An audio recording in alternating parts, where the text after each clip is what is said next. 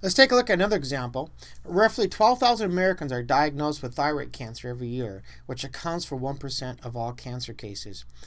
It occurs in women 3 times as frequently as in men. Fortunately, thyroid cancer can be treated successfully in many cases with radioactive iodine. That says I for iodine, iodine 131. This unstable form of iodine has a half-life of 8 days and is given in small doses measured in millicuries. Suppose 100 millicuries was administered to a patient. How long does it take for the amount of iodine, I'll make that an I to make sure it's clear to you, I-131, remaining in the patient to reach 5 millicuries? So I know the half-life is 8 days, and I know I'm going to give somebody 100 millicuries, and I want to know how long it will take to get down to 5 millicuries. So obviously this is a decay model. So there's certain things that I know. I know the half-life, which is going to be 1/2, equals e to the k times, this is 8 days, so 8k. That's the half-life. So I know with this I can solve for k and actually come up with my model.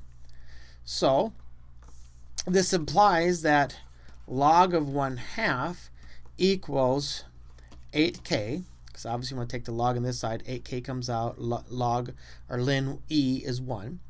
So that would mean that k is equal to ln of 1/2 divided by 8. Now again, this is the exact answer. That is approximately equal to, well, first let's think about this for a second. 8's positive, ln of 1/2 is negative. A negative over a positive is a negative number, so k will be negative, which I need k to be negative for a decay model.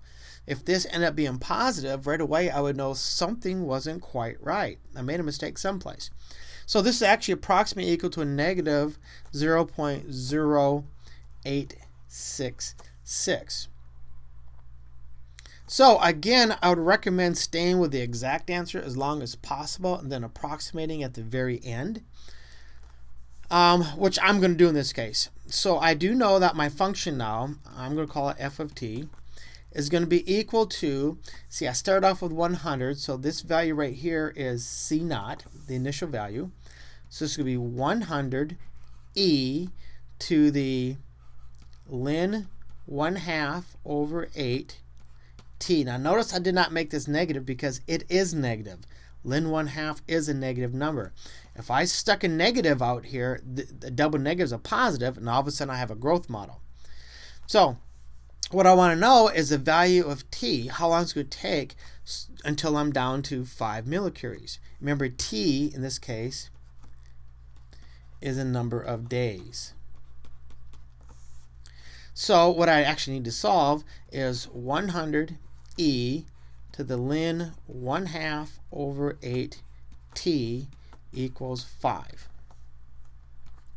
That implies that e to the ln 1/2 over 8 t equals 5 over 100, which is obviously 0.05, and there's no approximating there.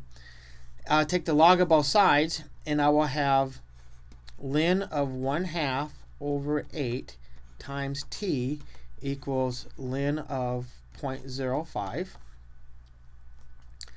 That implies that t must be equal to ln of 0.05 divided by ln of 1/2 over 8.